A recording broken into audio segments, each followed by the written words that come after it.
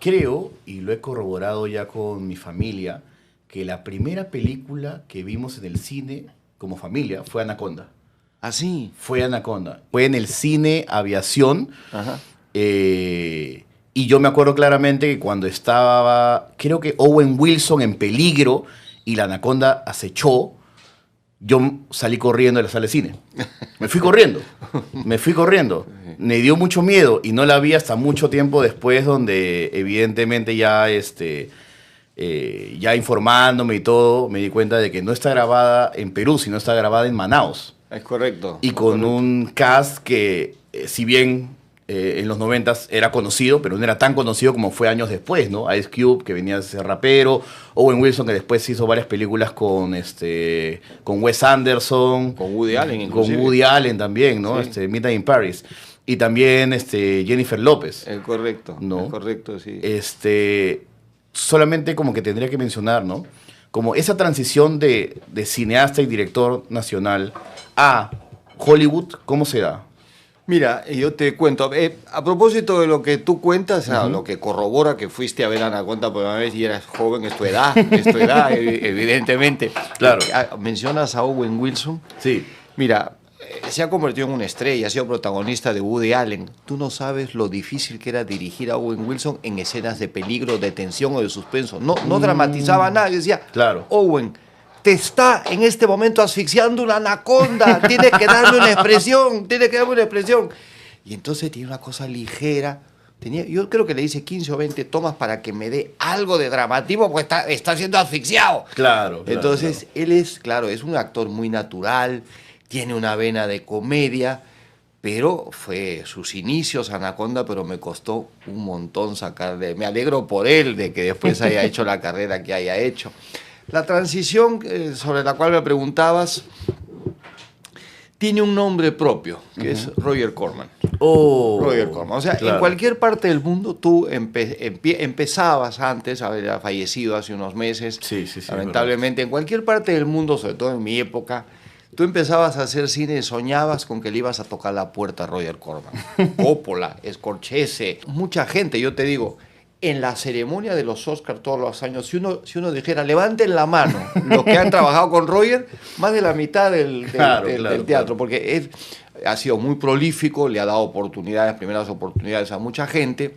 Entonces, ¿cómo ocurrió? Yo estaba dirigiendo y produciendo Gamboa, y una chica que trabajaba en Panamericana, que trabajó en Panamericana y estaba en Los Ángeles como vendedora de producto y compradora de producto, sabía de Roger Corman y le entregó un Gamboa, ¿no? Le entregó un Gamboa. O sea, así como, ¿no? A ver, mira. Sí, ¿no? Mira, le mostró... Mira mi video de YouTube, a ver qué tal, cómo está, ¿no? Le mostró un Gamboa, Claro. porque, digamos, sabía que Roger Corman hacía películas en Argentina. Y él le tuvo la curiosidad en un American Film Market, pasó por el kiosco, preguntó porque vio unas escenas de Gamboa con helicóptero. Era el capítulo que hice con Ricardo Blume, o sea, que se llama ¿Dónde está la novia? Ya. Que se veía producción. Y le dio curiosidad y ella le dijo, bueno, yo vendo y distribuyo producto. Y entonces le dijo, me interesaría hablar con la gente que ha producido esto. Claro. Y entonces un día yo recibo la llamada de Héctor Delgado Parker, no Genaro, con el que yo trabajaba en producción. Héctor era el distribuidor, ¿no? Sobre todo el gran vendedor de Panamericana. Y me dice, oye, me ha llamado esta chica Livia de Los Ángeles, que hay un tal Roger Corman que quiere venir para ver nuestra operación y todo, porque le interesaría de repente el Perú. Le digo, ¿estás bromeando, Roger Corman? Me dice, yo no soy de cine, yo sé que tú tienes aspiraciones de cine, ¿a ti te interesaría recibirlo? Una pasatilla pequeña, ¿no? Claro. ¿Por qué no? ¿Por qué no? Y a los pocos días Corman estaba en el Perú, y entonces lo atiborré a Gamboa, lo llevé a mi casa donde tenía tapes de Gamboa, y yo pensé que él simplemente me iba a decir que le demos servicio de producción. Pero ahí mismo, como había visto que yo producía y dirigía, me dijo, claro, te ofrezco que produzcas y dirijas una película para mí. Entonces, casi me caigo de espaldas, porque imagínate, era la oportunidad que yo había estado esperando. Y así es como, en lo que ha sido mi carrera una cadena, el primer eslabón, claro, la carrera internacional me refiero, El primer eslabón fue la visita de Roger Corman al Perú. Claro. Y unos pocas semanas después yo tenía que hacer un documental en Japón. Me habían invitado a hacer, a través de la embajada del Ministerio de Relaciones Exteriores en Japón, un documental cuyo título era La visión de un latinoamericano del Japón de hoy. Claro. Yo iba a viajar y tenía que hacer escala en Los Ángeles. Entonces le conté, me dijo, si vas a pasar una noche ahí, yo te mando la idea que tengo en un resumen, un pequeño sinopsis de lo que podría ser la película que hagamos en Perú. Okay. Dicho y hecho, me mandó una sinopsis de 3 o 4 páginas que era clarísimamente inspirada en el Día del Chacal, solamente que trasladada a Latinoamérica. ¿Cuándo regresas de Japón? En un mes. En un mes voy a tener el guión. ¿Tan rápido? Me fui a Japón, hice el documental corriendo porque tenías en un mes que investigar, hacer guión, grabar, editar, todo. Esa era la condición de la invitación a Japón. Regresé por Los Ángeles y ahí ya nos reunimos 2 o 3 días y tenía el guión, así que hicimos el acuerdo y en menos de 2 meses, porque él va así, ¿no? En menos de 2 meses estábamos grabando Misión en los Andes. Wow. Sí. Año 87, año 86, 87 debe ser, ¿no? Sí. Yo hubiera pensado que era antes, yo hubiera pensado que era... Por ahí puede ser, Claro. puede ser por ahí. O sea, digamos, dentro de la distancia y de lo poca bibliografía, pocos informes que hay al respecto, yo había pensado que Roger Corman venía aquí porque vio una posibilidad diciendo, económicamente Perú está mal, es un lugar barato para grabar, y aquí creo que es un buen, ¿no? Él busca oportunidades. No. Indudablemente Okay, claro. que donde hay crisis, él ve una oportunidad. Pero además, Zorro viejo, ¿no? Ojo, Claro. la noche que él llegó, era época de toque de queda. Y entonces ahí buena forma de recibirlo sale en del Perú, ¿no? aeropuerto a la medianoche con su hijito. Su hijito vino que lo acompañó y hay un retén del ejército o de la policía del ejército, porque era toque de queda, entonces el taxista tenía que tener permiso y todo. Y el niño, en la oscuridad, está el soldado con el rifle y empieza a agarrar el rifle. Claro, el capitán, el soldado no se dio cuenta que era un niño con la oscuridad. ¡Bájense, carajo! Y entonces los hizo bajar a Roger Corman y al niño. Entonces, ahí sí se preocupó de haber pensado, mejor me voy a mi casa. Pero, digamos, Roger Corman como una persona que busca oportunidades. Muchas veces en países de crisis pues hay mejores oportunidades. O sea, suena feo, pero es la verdad, pues, ¿no? Él es una persona que es lo que es, digamos, hace películas de bajo presupuesto, tú no puedes esperar de Roger Corman otra cosa, Claro. pero la oportunidad es invalorable. Es el primer paso, Es ¿no? el primer paso. Y en esta misma medida, tengo entendido que Misión en los Andes debe ser una de las películas más taquilleras. La película que Misión en hubo, los Andes, hasta Asumare, Sí, claro, fue hasta la Asumare. única, fue la número 1. Llevamos 1 millón de espectadores, llenábamos el cine Tacna, por ejemplo, que creo que tiene capacidad para 2.000 personas. El cine Una Tacna locura. ya no existe. Tuvimos mucho éxito de espectadores, pero te voy a contar algo. Era la época de la inflación, donde tú, por ejemplo, llamabas a una casa de cambio y no te daban el cambio porque podía variar entre tu casa y la... ¿no? Y entonces, en aquella época, los dueños de cines te liquidaban en soles 3 meses después, cuando el dinero de la taquilla... Entonces, tuvimos 1 millón de espectadores que hoy en día, el cálculo es que un productor recibe más o menos $1, le llega $1 o algo así por espectador, por ticket, por entrada, ¿no? $1, más o menos. okay. Es más o O menos. sea, con una entrada de hoy que podría estar 25, 30 soles, llega Al productor $1. le llega $1. Okay. Al productor le llega $1 entre el distribuidor, el exhibidor, los gastos, etcétera, etcétera, etcétera. Le llega $1, bueno, 1 millón de espectadores, imagínate, hubiera sido una muy interesante recaudación. Pues ahí recibíamos 20 centavos de dólar más o menos, 20 centavos de dólar y todo eso. Entonces, pero digamos, era mi primera película, es la película que me abrió las puertas de Hollywood, porque los agentes vieron esa película para tomarme, la agencia más importante de allá. Nuevamente es una carrera, un proceso, mi carrera es un proceso, ¿no? Entonces, pero así empezó la oportunidad de Misión en los Andes. Fue lo que yo hice. Además, dije, esto es una oportunidad para hacer carta de presentación.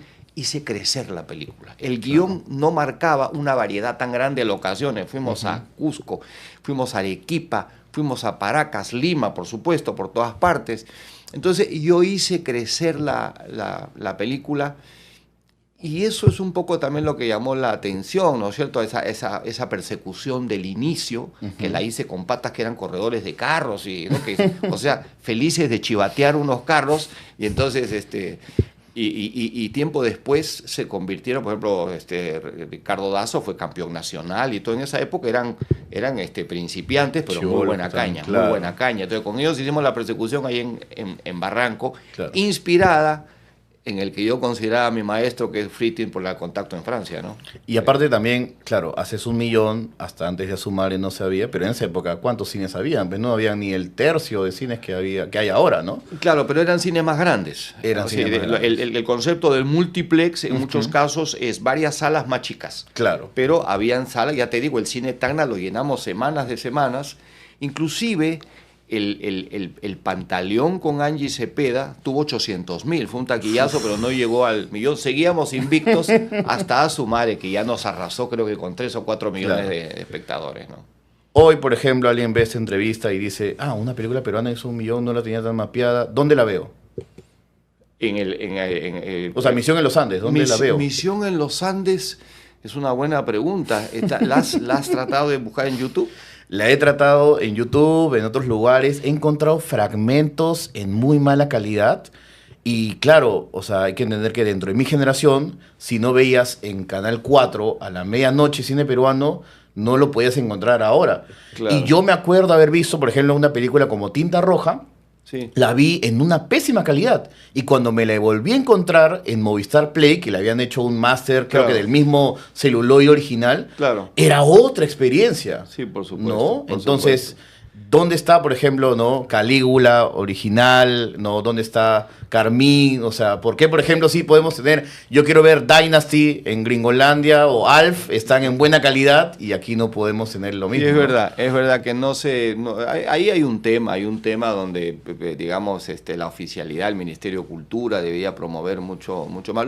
La tienen los canales. En el caso de Misión en los Andes debe estar donde están los masters de Roger Corman, ¿no? O sea, porque fue a Video Rent. Claro. Fue a video, o sea, debe haber un máster en video que ahí debe existir, digamos, pero es verdad que yo ya no tengo una copia de la película. En aquella época era celuloide. Sí. Era celuloide. Después ha salido en video, pero como máster, digamos, era celuloide, era 35 milímetros. Qué pena, Claro, porque es sí. nuestra cultura, ¿no? La Sí. cosa es que uno puede, también es importante tener referentes y chequear las cosas del pasado, ¿no? Es correcto. Porque es correcto. la que sí me acuerdo haber visto, y es más, hicimos, o sea, no sé si te molestarás mucho si te digo que en una transmisión en vivo nos juntamos más de 1.500 personas y vimos todos los 6 capítulos, 8 capítulos de Calígula, Ajá. ¿no? Eran 10. ¿Eran 10? 10 capítulos, creo. ¿Por 2 qué vi semanas. 8 Eran nomás? 2 semanas de programación. Si mal no recuerdo, Si mal no recuerdo. era lunes a viernes. Y- Creo que eran 10, Claro. pero tú eres más joven, tu memoria está mejor. Sí. Y creo que no había visto nunca Calígula, creo que salió en el principio de los 90, yo soy categoría 90 y varios de mi público también son de mi promo. Claro. No habíamos visto. Y estamos tan acostumbrados a Michelle Alexander, estamos tan acostumbrados a este tipo de producciones al fondo y sitio que tienen un valor, pero son mucho más rápidos, que entender que había películas peruanas, series peruanas, novelas peruanas con flashbacks, con una atmósfera diferente, que el pianito Claro. cada vez que empieza así a un momento, con actuaciones, con monólogos muy buenos.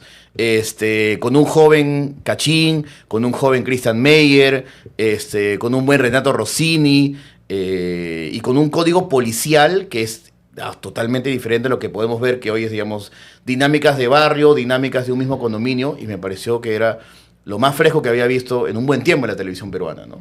Es que, fíjate, hay un denominador común a todas esas cosas, era que yo quería hacer cine. La televisión después se convirtió en una alternativa, pero al comienzo fue un refugio. Todo el grupo que me Claro. acompañaba, léase Gamboa, Calígula después y todo eso, era gente que como yo quería hacer cine, entonces aprovechábamos la oportunidad de lo que estuviéramos haciendo Claro. para intentar darle un ángulo y una puesta en escena más cinematográfica, ¿no? Entonces, una serie como Calígula, claro, no era pues una telenovela, todo en exteriores, era como hacer varias películas, ¿no? Como Claro. los seriados que han habido después, evidentemente. Y eso está marcado desde la primera toma, que me gusta mucho, que es como una toma de grúa, ¿no? Que los ve como una especie, creo que en cenital, y de ahí va bajando, y los tiene a él, y no hay corte como por 4 minutos, y digo, ¿esto es televisión peruana? Sí. ¿Esto es acá? ¿Se hizo aquí en el Perú? Y aparte de la música, creo que incluso, o sea, eran cosas muy contemporáneas, había IMF, Sí, creo que sí, había un sí, montón sí, de sí. cosas Bueno, de ese perfil. agarrábamos música en aquella época. No pagaban derechos. No, agarraban lo que sea. Bueno, en todo caso, el canal se vería en el problema después. Pero sí es verdad que para la musicalización era como no se puede hoy día, porque imagínate, Claro. te caen encima, sobre todo temas internacionales, de repercusión internacional. Difícil. También teníamos musicalizadores, ¿no? Claro. Pero en general había un libertinaje, por así decirlo, ¿no? de usar cosas lo que mejor le fuera a la escena, ¿no? Y hoy tal vez esos chicos que quieren hacer y que tienen esa ambición, o gente, digamos, directores cañas, ya no es el mundo de la televisión en donde pueden hacer los pininos, sino es más que todo el mundo de la publicidad, ¿no? Donde hay presupuestos más grandes, donde hay tiempo y hay espacio, no tienes que correr porque ya tienes que estrenar y se graban 20 escenas en un mismo día y es como que estás ahí con el horario, ¿no? Que te está pisando los pies, ¿no? Fíjate, es muy cierto, cuando hice Gamboa, como yo quería hacerlo tipo cine con una cámara, a veces el capítulo tenía 1 hora y media, inclusive se vendió en aquella época, Claro. no existía Univisión, se llamaba SIN, Spanish International Network, y compraban los Gamboas como Movie of the Week. Claro. Como película, como largometraje, porque los capítulos nuestros tenían 1 hora y media, ¿no? Claro. de Gamboa. Entonces me tomaba más o menos 6 días y en algunos casos, para poder llegar a tiempo, porque después había que editar, no lo que habías ponchado, switchado, Claro. sino uno a uno, había que llegar. Le hemos dado vuelta al reloj. Hemos tenido más de una vez que grabar 24 horas. Yo tenía un equipo increíble de gente, una mística. Era gente del canal que pasó a trabajar conmigo. Y la verdad que yo con una generosidad, porque ¿sabes qué? Creían en lo que estaban haciendo. Claro. Para empezar, ya la serie tenía un éxito arrasador. O sea, había semanas en que teníamos el rating de Risas y Salsa. No competíamos con Risas y Salsa. El mismo canal, nosotros salíamos el lunes, me parece, y Claro. Risas y Salsa el sábado. Pero el sábado era un hábito en el Perú, sobre todo a nivel popular, la gente se compraba sus chelas y veían Risas y Salsa. En algunos Sí, casos, claro. mi reto era Risas y Salsa. Entonces, eso contribuye a que la gente, pues digamos, se ponga más la camiseta, tenga toda esta mística, y en eso yo tengo que estar muy agradecido, porque, digamos, Panamericana tenía un sindicato muy fuerte. Esta gente pues realmente así de entrega, Claro. ¿no? Trabajaban horas larguísimas para poder cumplir el capítulo de 1 hora y media semanal, el largometraje semanal que hacíamos Claro. prácticamente, ¿no es cierto? En locaciones distintas, ¿no? O sea, era bien duro porque era como hacer un largometraje en una semana. En Calígula hay un momento en el que Javier Valdés está como tratando de revelar las marañas dentro de la policía que siente que hay corrupción y sale Reinaldo Arenas y los encuentra a él y a Ramón García en una especie de como que barcito, chingana, no sé muy bien qué hay, y ambos se paran y terminan peleando frente a frente. Creo que esa es una de mis escenas favoritas de la televisión peruana. Mira tú. Tranquilamente. ¿Tú sabes lo que voy a hacer? ¿no? Me estás picando el bichito para volverla a ver, porque hace Por tiempo... favor, hace está en tiempo- YouTube. está Lo voy a en pasar a YouTube. Ketty para que te pues mande ya el está, link y ya. lo veas, ¿no? O sea, para mí fue importante para el Canal 2, además. Fíjate tú lo que una producción puede hacer. O sea, me permite hacer estos paréntesis, Sí, claro ¿verdad? que sí, claro que sí. El Canal 2 estaba de capa caída. Y de pronto... Como ahora. De pronto, o sea, yo no sé, ahora no sigo mucho la televisión, pero estaba en un momento de antena fría, así se dice. Y de pronto sale Calígula, que fue un bombazo de rating, de repercusión, de discusión y todo eso. Y de pronto, como la gente se acordó, dijeron, ah, caracho, Canal 2. Y el Canal 2, a partir de ahí, empezó a existir, porque era un momento, como te digo, de antena muy, muy fría. Y gracias a esa producción, y digamos, por eso es que después, eso lo tuvo muy presente Baruch Hipcher para todo lo que hemos hecho después, porque yo después de estar en Panamericana, pasé a estar en Latina haciendo muchas cosas, ¿no? ¿Y cómo, por ejemplo, durante esa década de los 90 podías como manejar el hecho, o sea, me imagino una agenda bastante apretada, ¿no? Obsesión, Anaconda, Malicia, Sniper creo que es, ¿no? Entonces es como... Iba y venía. Ibas y venías. Iba y venía. Como Jaime Bailey haciendo el francotirador todos los fines de semana. Mis agentes de allá me decían, lo que estás haciendo no es bueno, tú ya te estás instalando como director y a veces las oportunidades se dan en horas. ¿Dónde está Luis Llosa? Quiero entrevistarlo para este guión. Está en Perú. Buscan a otro. Buscan a otro porque, claro, dice, está en Perú, hacerlo venir especialmente. Pero, claro, digamos, Iguana era mi criatura, tenía mucha gente que dependía del trabajo de Iguana. Y valgan verdades, me gustaba. Entonces, yo estaba entre estas dos, digamos, grandes ocupaciones, que era el cine allá, pero al comienzo no, pero en una época convivían. Yo iba y venía. Claro. Iba y venía, sí. Y el fenómeno de Torbellino, digamos, también se generó durante esa década, pues, ¿no? Sí. Yo sí, no te podría dar digamos, la simultaneidad exacta de qué estaba haciendo en Hollywood en ese momento, pero fue toda una época donde yo saltaba, digamos, de allá para acá. No había Zoom. Verdad. No había Zoom. Carta. Había que hablar por teléfono o tomar el avión, ¿no? Claro. Y cuando uno, tipo, tiene, o sea, ya, por ejemplo, estamos hablando de ciertos tipos de perfil de actores, pero ya Stallone era Stallone cuando estás trabajando con él. Era una estrella, súper estrella, sí. Digamos, ¿cómo uno le da una indicación cuando Stallone hace una actuación que tú crees que podría mejorarse? O sea, se dialoga, pues, o sea, en ese tipo de figuras uno puede entender que hay 30 agentes detrás y puedes decirle, es como un cadáver exquisito, o vas y conversas horizontalmente con el actor y tiene buena receptividad, ¿no? Para ese tipo de indicaciones, ¿no? Mira, es una buena pregunta, porque efectivamente hay alguien, un actor muy famoso que el productor me lo presentó. Kevin Costner estaba saliendo de una entrevista a la que yo entraba con el que era el CEO de Warner Brothers, y entonces me presentó y dijo, tú eres el que va a estar en la jaula de esos leones. Me quedé pensando, porque tenía James Woods, Rod Steiger, Eric Roberts, Stallone, Sharon Stone. Es verdad, entonces era como la jaula de los leones. Era muy importante tener claro lo que querías. Si tú, en cualquier circunstancia, pero en especial con estrellas de ese calibre, si tú no vas al set, digamos, con las cosas bien claras, o sea, tienes que hacerle sentir que hay un diálogo. Pero si tú vas al set con dudas, siendo muy dubitativo, te van a arrasar. Te van a arrasar de todas maneras y van a hacer su película. Entonces, había que ir con una cosa clara, como te repito, abierto a que si alguien está muy en conflicto con mi puesta en escena, pues lo tengo que escuchar. Por algo son las estrellas que son. Y el señor Stallone puede proyectar una imagen primitiva por Rocky. Pero el señor Stallone, además de ser culto, es el que escribió el guión de Rocky, no te olvides. Para escribir el guión de Rocky, que es brillante, es una pieza de ejemplo, digamos. Claro. O sea, es una persona con criterio, tienes que respetar también. Pero yo iba con ideas, había ido al set, yo suelo ir, me preparé muchísimo, iba con mi director de fotografía, con el director de arte, con todos varias veces, para tener muy clara la puesta en escena. Entonces veían un director que estaba más o menos seguro de lo que quería, y eso inmediatamente, tú puedes ser una estrella, pero lo que quiere un actor es ser dirigido, al final del día, ¿no? Con algunas excepciones, que ya te contaré, algunas excepciones, pero eso era. Y por otro lado, yo te digo, hay algo que a mí en la vida me ha ayudado, y es que yo era el más chibolito de mi barrio. Yo tenía, 11 años en mi barrio, en San Fernando de Miraflores, habían de 16, 17 y 18, entonces era el punto. Tenía que aprender a defenderme del bullying, el bullying cariñoso, pero bullying al fin y al cabo, ¿no es cierto?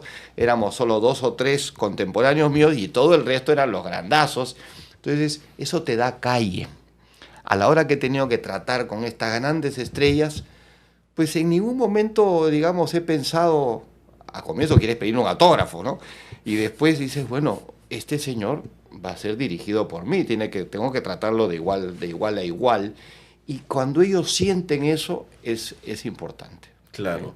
Y, digamos, en el trato puntualmente, ¿cuáles son, por ejemplo, cuando volviste a la televisión hace unos años, cuál es la evaluación que haces de Torbellino 25 años después? ¿No? ¿Qué pasó? ¿Por qué?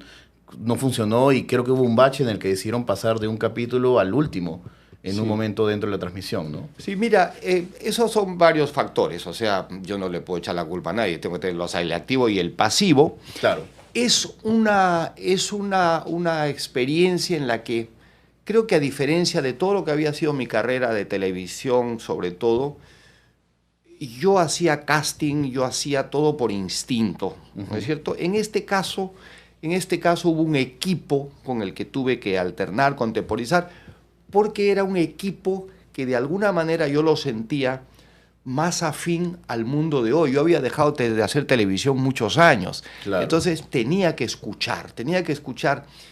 Yo creo que a diferencia de lo que siempre había hecho, que eran mis instintos básicamente, aquí hubo una especie de comité, donde había que satisfacer esto, porque mira, este me va a traer este tipo de público, este otro actor me va a traer otro tipo de público. Hubo criterios que más que la cosa entrañable, instintiva, decir a este personaje le va a tal persona, empezaron a jugar otros criterios. También, criterios, por ejemplo, quién tiene más seguidores, quién tiene más llegada con el público. Exactamente, ya era ese mundo que yo desconocía, que estaba un poco pauteado por redes, estaba un poco pauteado por ese nuevo mundo. Entonces, sí es verdad que este mix no era producto de mi entero instinto como productor, como director, sino de una cosa más de grupo. Claro. Y por otro lado, si tú dejas de hacer televisión 20 años, la televisión, el público cambió mucho. Todo el producto que nosotros hicimos, siempre la televisión, todo se exportó. Por algo la televisión peruana no ha exportado sino a Bolivia. Ha tenido grandes éxitos, llámese Al fondo hay sitio, llámese De vuelta al barrio. Todos son éxitos fantásticos. Además haya tenido mucha gente de ahí nació en Iguana, directores, actores, en buena hora que tengan esa continuidad de trabajo.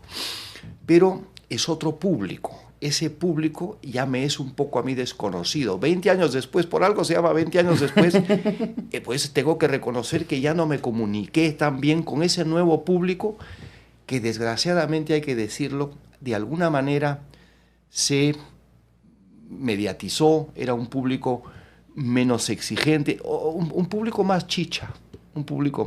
Con el que yo ya no me comunicaba tanto. Entonces, por eso digo, ahí tengo que asumir el activo y el pasivo. Yo fui el productor y pues si no funcionó es culpa de Luis Llosa.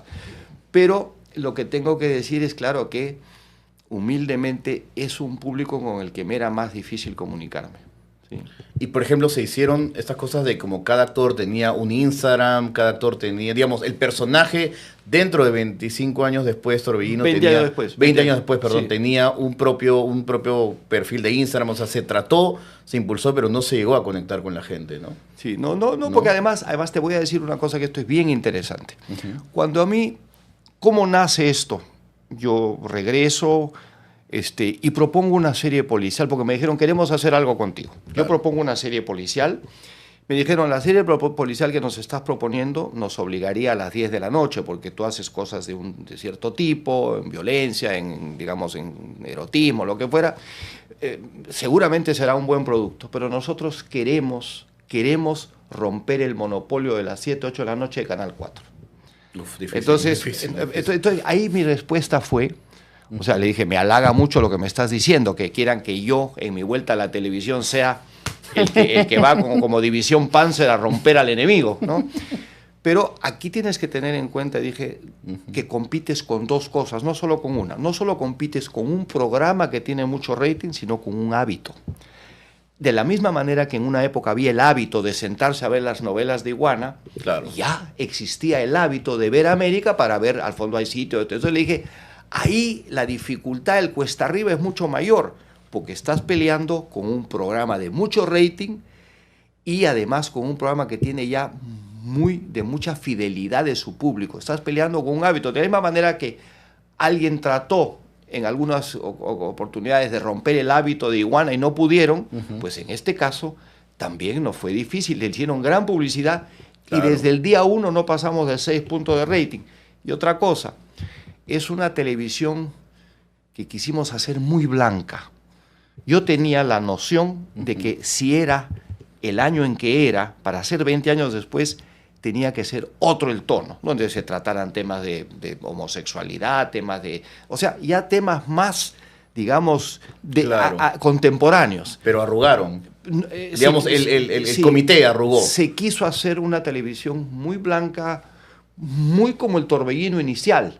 Entonces yo creo que si a ese nuevo Torbellino yo le daba, digamos, una contemporaneidad tratando temáticas que inclusive en la televisión americana en horarios estelares ya están, ¿no? No se diga en Netflix, no se diga eso de todas maneras. Sí, Inclusive claro, en la hace un buen televisión tiempo. abierta americana ya se tratan los temas de una manera que es menos cándida, menos inocente. Quizás ese ángulo hubiera podido tener más potencia para romper, digamos, a la competencia, ¿no? Que yo como gordito debo admitir que cuando vi a Gabriel Calvo con su traje de gordo falso, ¿no? Su frazada tigre encima, sí dije, bueno, ok, hay una intención diferente de por medio, ¿no? De joda también, ¿no? Un poco Sí, de, claro, de poner claro, un poco claro, de, claro. de joda. Quizás la inspiración ahí fue el personaje de Jerry Murphy, de Murphy, de Eddie Murphy, ¿no? Claro, ¿cómo se llama? El profesor el algo. profesor El chiflado, profesor, sí, ¿no? sí. Algo así, ¿no? Había una intención de ponerle... bueno, la novela no caló, ¿no? Estuvo Davis Orozco, hubo digamos, una cosa variopinta de representar segmentos de público, Claro. pero eso no es suficiente. Eso Y no tal es vez, suficiente. digamos, o sea, tú que vienes de una clase acomodada, en estos años has tenido esa reflexión y parto también a través de la película, ¿no?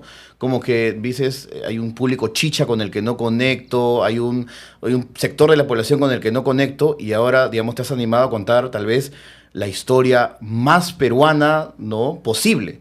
Y, digamos, eso no te generó un reparo a la hora de aproximarte a...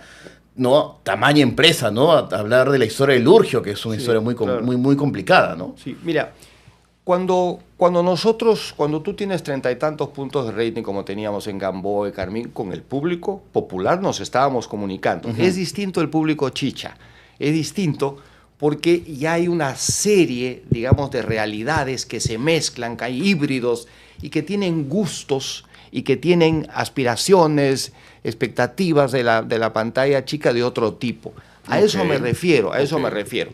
Pero en el caso del Urgio, primero, es una gran historia, es una historia única, una persona que es un niñito senderista, luego militar, luego cura franciscano, después antropólogo.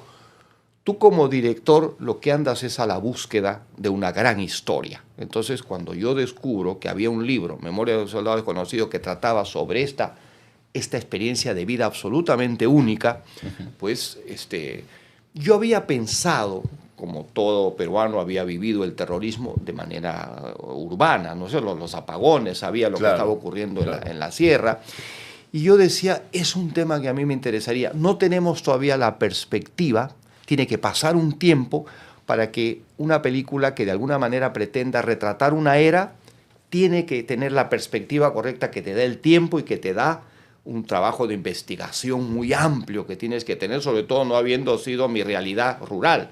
Pero también, por ejemplo, Lombardi golpeó en caliente con La Boca del Lobo, ¿no? Es correcto. Sí. Entonces sale Memoria de un soldado desconocido y ahí había una cosa, no solo una historia de vida única, sino algo que legitimaba hacer una película sobre la era, que es la visión dual de una persona que peleó de ambos lados, porque fue terrorista, fue de sendero y fue militar. Entonces, eso a mí me pareció muy interesante porque yo decía, si yo soy fiel al libro, entonces esto sí me legitima hacer una película sobre este tema, ¿no? Claro. Y además de eso, hicimos mucho trabajo de investigación, mucho trabajo de investigación en aras de la dramatización, fuimos con Vargas Llosa y estuvimos como 2 semanas en el campo ayacuchano entrevistando deudos, entrevistando periodistas, entrevistando excombatientes, ¿no?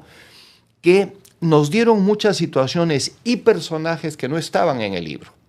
Entonces, por eso es que nosotros, en los créditos de la película, tú vas a ver libremente inspirado en Memoria de un soldado desconocido. Le añadimos al libro una serie de situaciones muy interesantes que no necesariamente le pasaron al Urgio, pero pasaron en la realidad. Claro. Se las añadimos al personaje, entonces con el guión en la mano, yo viajo a México, donde estaba Urgio todavía como parte de la beca que obtuvo allá en México, Y le digo, Lurgio, te voy a pedir un favor, y él fue muy generoso en este sentido, te voy a pedir un favor. Lee el guión con ojos de no qué tan literal es a mi libro, sino si pudo haber pasado. Como de hecho pasó, porque todo eran cosas reales. Claro. Leyó el libro, él validó, digamos, los añadidos, que ya te digo, los atribuimos a su historia de vida, pero él sabía que eran reales, porque había escuchado de cosas así, porque él sabía que era perfectamente, digamos, verosímil lo que habíamos añadido. Me dijo, perfecto, y más bien de puño y letra nos propuso cambiar algunos diálogos. Dijo, un senderista no hablaría así, un militar no hablaría así. Válido. Y por supuesto lo Válido. incorporamos, porque Claro, él, sí. claro, imagínate, siendo él miembro de Sendero y después del ejército, era una voz autorizada. ¿Es verdad que Lombardi también estaba interesado en adaptar la historia de Lurgio? Digamos, no te podría asegurar fehacientemente. Sé que hubo diversos interesados y de fuera también. Y Lurgio fue, a pesar de que la película se demoraba, Lurgio fue muy leal a nosotros y resistió los embates inclusive de ofertas muy buenas del extranjero, ¿no? Para hacerlas. O sea, él se mantuvo, ya tenía un compromiso pagado, por supuesto, ¿no? Porque los Como derechos debe ser, como debe y ser. las opciones yo las renovaba todos los años, con la ilusión de hacer esta película que fue rechazada 4 veces en el DAFO. 4. A mí alguien me dijo, oye, ¿tú no tienes dignidad? ¿La vas a presentar una 4ª vez? Y dije, sí, la voy a presentar una 4ª vez. Claro. Y esa 4ª vez me chotearon cuando ya estábamos en preproducción en Huanta.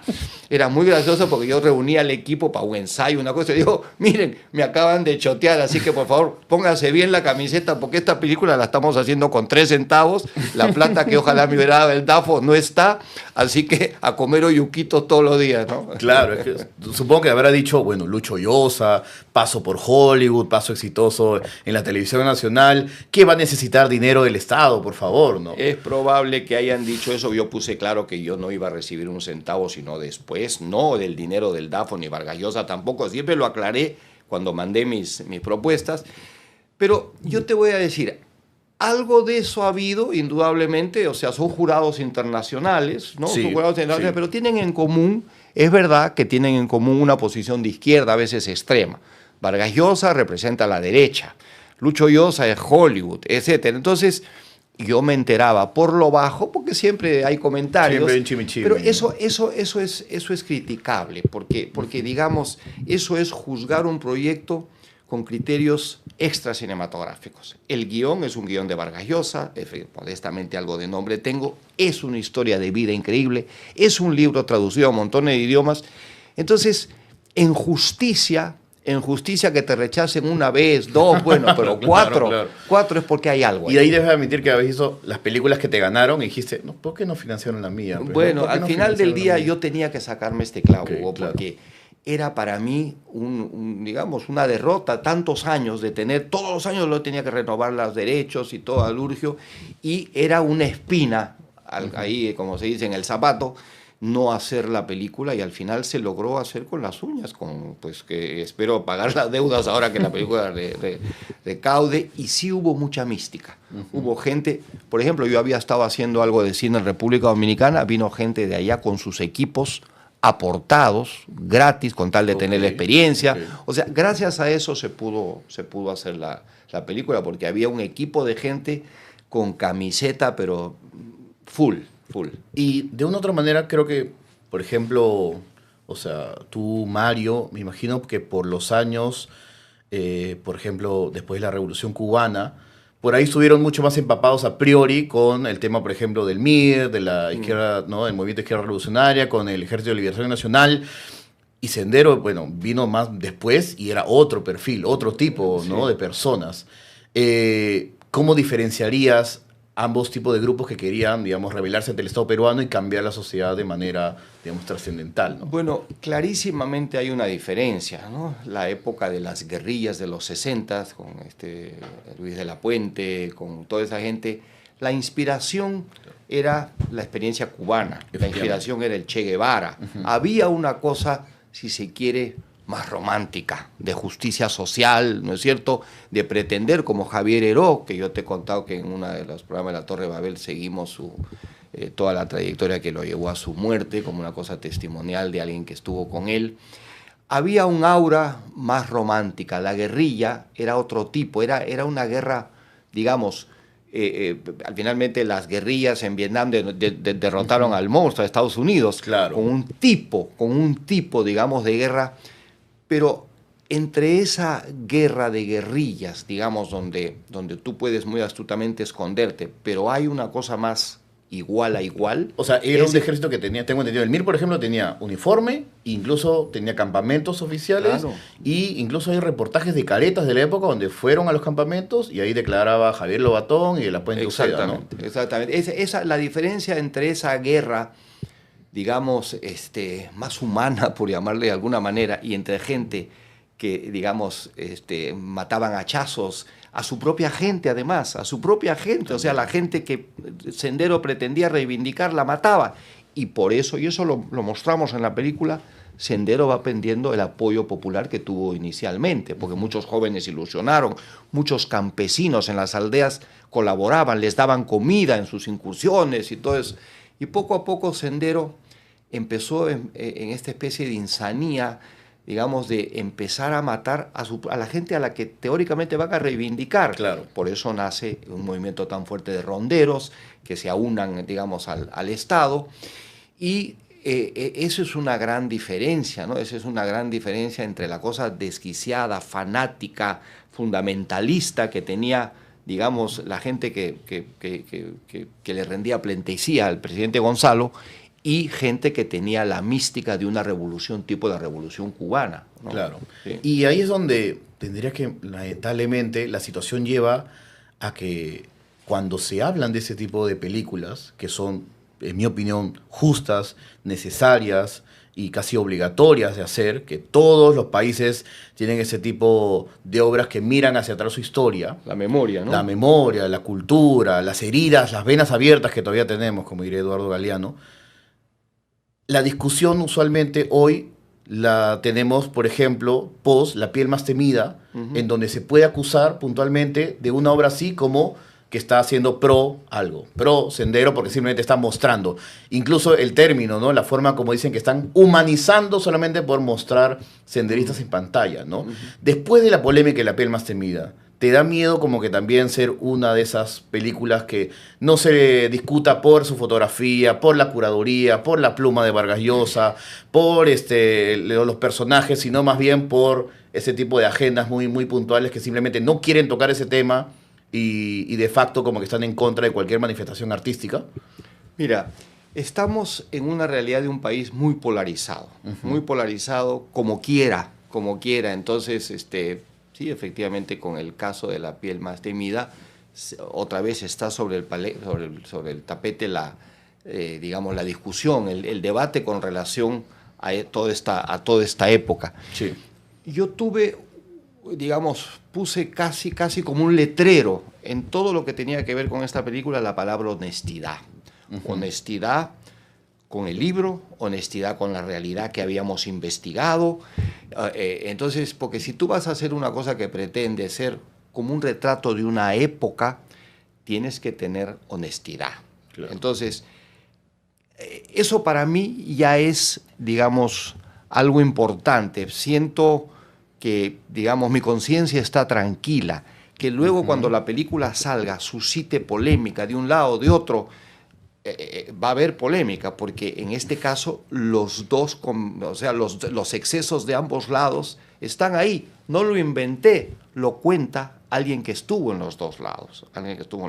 Entonces, digamos, que haya polémica es parte de la naturaleza de algo así. Lo que sí quisiera es que la película, digamos, no sea percibida como nicho, que no sea percibida como una película política, una película solo rural, que sea percibida como una película para los jóvenes.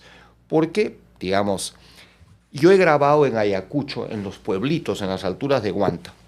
La realidad que hay en esos pueblitos no ha cambiado en nada de la época de caldo de cultivo que era para Sendero Luminoso y para Abimael captar gente. No ha cambiado en nada. La realidad social de desesperanza, de abandono, de injusticia, sigue tal cual. Pero, digamos, el día de mañana puede surgir un Abimael y es probable que los jóvenes se entusiasmen. O Andauro, ¿no? Y entonces, claro, entonces lo que esta película tiene es decirles, miren, aquí hay un caso de alguien que se ilusionó, ¿no es cierto? ¿Y qué cosa fue su vida? Una sucesión diaria de tragedias, porque la vida de él, a pesar de todo eso, de esos tatuajes en la memoria, él ve morir a su hermano, ve a seres muy queridos, los ve morir frente a sus ojos, entonces claro, su vida se convierte en una sucesión de tragedias que los jóvenes tienen que entender que, digamos, ese es el peligro de distorsión de la realidad, de distorsión de lo que puede ser el anhelo de justicia social cuando está llevado a esos extremos tan sangrientos y arbitrarios, ¿no? O sea, y a los excesos de ambas partes. Sabemos quién empezó esto, eso no nos queda la menor duda de quién lo empezó. Pero luego, en la guerra digamos, que el Estado tenía que defenderse, pues hubo demasiados excesos que están en la película. Claro, excesos, crímenes y cosas muy, muy malvadas y muy tortuosas, ¿no? La vida de Lurgio, no sé quién lo definió, pero lo definió de una manera muy linda, que dijo, Lurgio pasa por 3, tal vez, pilares, instituciones, estructuras del Estado, digamos, del ser peruano, ¿no? Digamos, el lado rebelde, ¿no? Contra el Estado peruano, de Sendero Luminoso, de injusticia, el ejército que en teoría debería ejercer, ¿no? Esa justicia, y también hay un momento en el que él decide refugiarse en la religión. Y después de pasar por esos 3 lugares, encontró paz, encontró calma. Claro, sí, ¿no? él es bien interesante eso porque a pesar de todo lo que ha vivido, Lurgio es una persona que ha perdonado, Lurgio es una persona que construye, que ha visto el futuro de manera positiva. O sea, eso también tratamos de darlo en la película, que al final, sobre todo con la escena final, decimos, aquí hay una esperanza, aquí tiene que haber una voluntad de libertad para construir y no seguir lamiéndonos las heridas ni odiando, ¿no? En la vida de Lurgio hubo un personaje muy importante que es una religiosa. Él, ya siendo soldado, con otro muchacho tenía que escoltar a esta monjita que era una especie de santa. Ella llevaba medicinas y libros entre pueblito y pueblito en plena guerra, expuesta a que la maten en cualquier momento. Claro. Y Lurgio la tiene que escoltar. Y entonces hace amistad con ella y le dice, y le cuenta, le dice, cuéntame de ti, le dice ella, ¿siempre quisiste ser soldado? Le dice, no, madre, yo fui terrorista y me vi de alguna manera arrastrado a ello, ahora soy soldado, no tengo vocación de militar, pero aquí estoy. Lo que sí le puedo decir es que después de vivir todos estos años, yo no duermo. Después de ver tanta sangre, tanta violencia, yo soy una persona muy atormentada.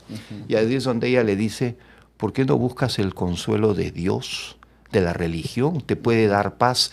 Y él va por primera vez a una procesión de Semana Santa en Huamanga.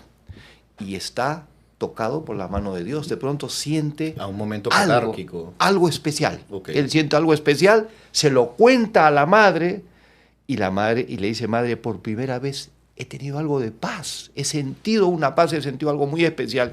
Y ella le dice, deberías ir más allá, esta tierra necesita sacerdotes, gente que sepa comunicarse con la gente de acá, gente que de alguna manera cuente su experiencia y transmita lo equivocado que puede ser esa ruta de tanta violencia. Y él empieza una conversión y se hace hermano franciscano, por esta mujer, ¿no? Claro. Y ya puntualmente hablando de temas formales, tú como director, cuando tienes una historia de este tamaño, que prácticamente es una épica, por ahí tus referentes cinematográficos, ¿cuáles podrían ser, no?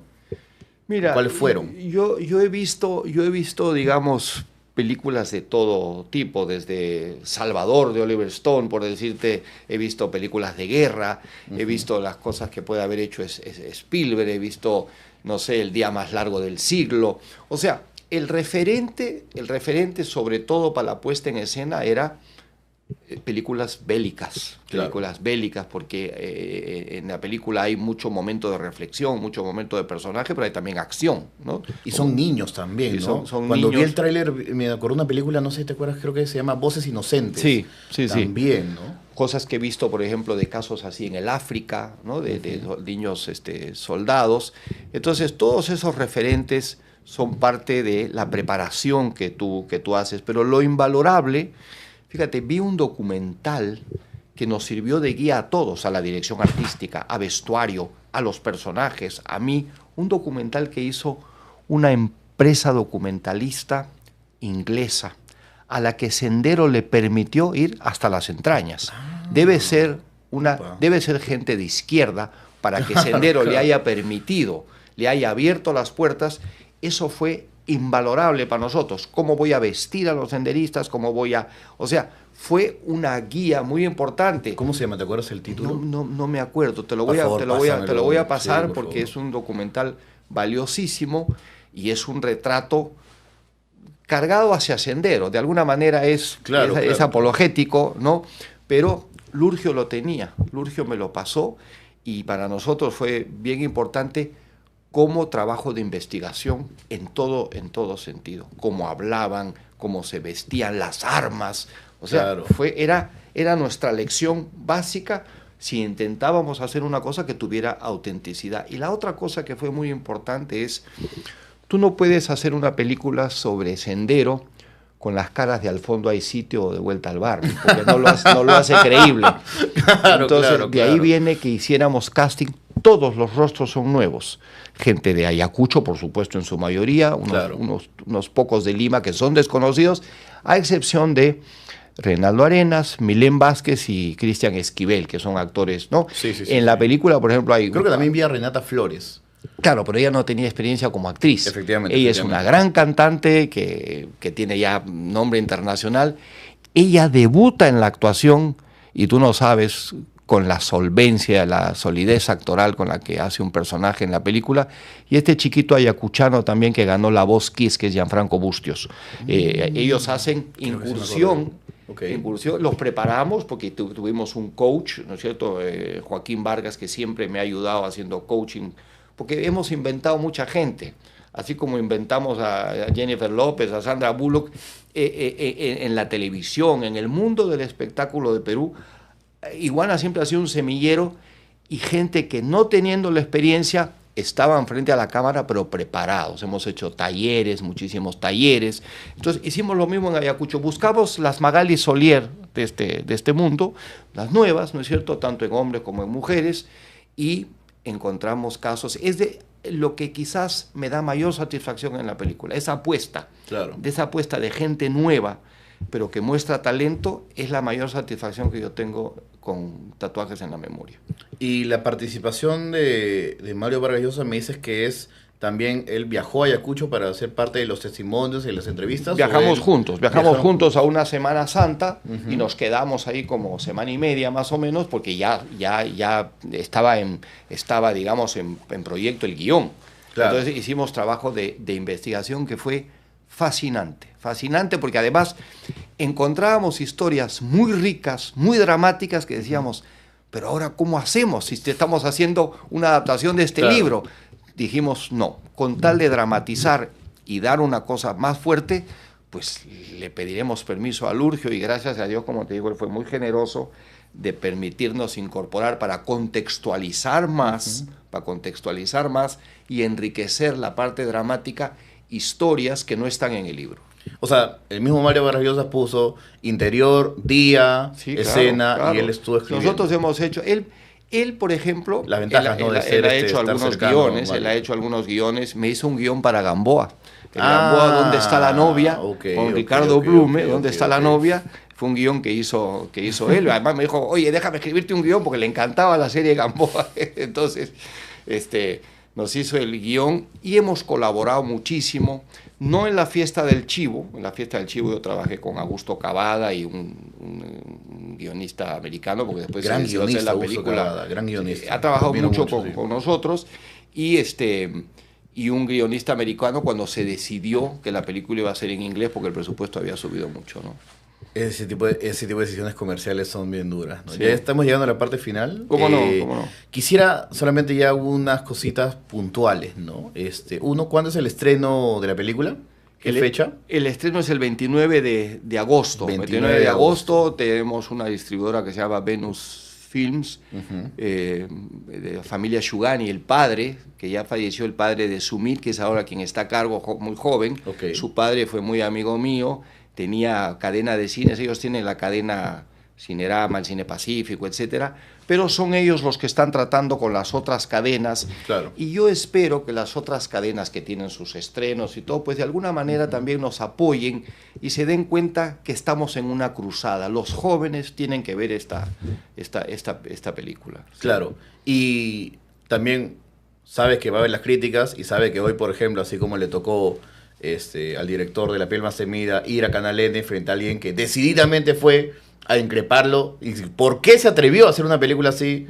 También tienes todo el cuajo para pararte en la televisión frente a gente, ¿no? Periodistas muy, muy, muy de derecha y decirte, ¿no? Que eres un irresponsable por hacer una película así. Mi querido Hugo, estoy de regreso a mi edad y con casi 50 años de labor, digamos, creo que tengo defensas y creo que tengo, digamos, argumentos porque tengo una convicción muy grande sobre este proyecto. ¿Es verdad que tienes también los derechos para una próxima o futura eventual película Gisela? No, nunca he hablado de eso, no. Está en tu página de Wikipedia.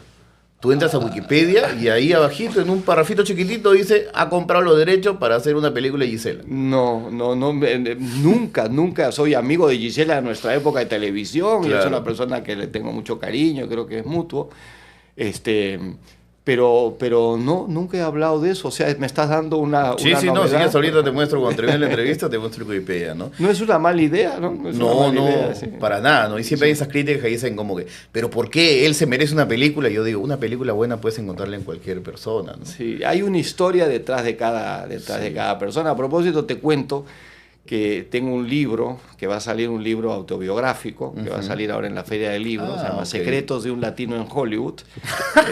Suena a una película tal vez triple X, suena a título de película triple X. Secretos de un latino en Hollywood. Los secretos son los detrás de cámara que hay cuando tú eres testigo de tantos egos, de tantas cosas y todo eso. Entonces, pero es una cosa que escribí, me quedé solo en pandemia, fui a República Dominicana donde iba a hacer una película, fue solo por 3 días en marzo del 2020 y me quedé varado ahí meses. Entonces, mis hijos siempre me decían, ¿por qué no escribes algo de tus experiencias? Tú has estado en primera fila de muchas cosas. No. Y resulta que ahí el tiempo me sobraba y estaba solo como un perro. Entonces escribí 3 guiones, que por ahí los tengo, y escribí además, inicié este libro autobiográfico, que son crónicas de toda mi experiencia, no solo en Hollywood, sino de toda mi experiencia de vida en el mundo del espectáculo. Sí. Y hablando de eso, la última pregunta, no sé si por ahí te habrás tropezado, porque hay varios, por ejemplo, ex Torbellino, tipo Gabriel Calvo, Saldarriaga, que han salido, ahora que tienen programas, y no recordaban con mucho afecto la época de Torbellino, no recordaban con mucho cariño, habían cuestiones que mencionaban sobre temas de, no sé, de dinero, no me acuerdo muy bien puntual, no sé si te has tropezado tal vez en TikTok, en YouTube, en Facebook, con esos fragmentos puntuales. No, digamos, mal podrían criticar dinero, siempre Iguana fue la compañía que siempre cumplió y pagó mejor en el medio, eso me parecería extraño.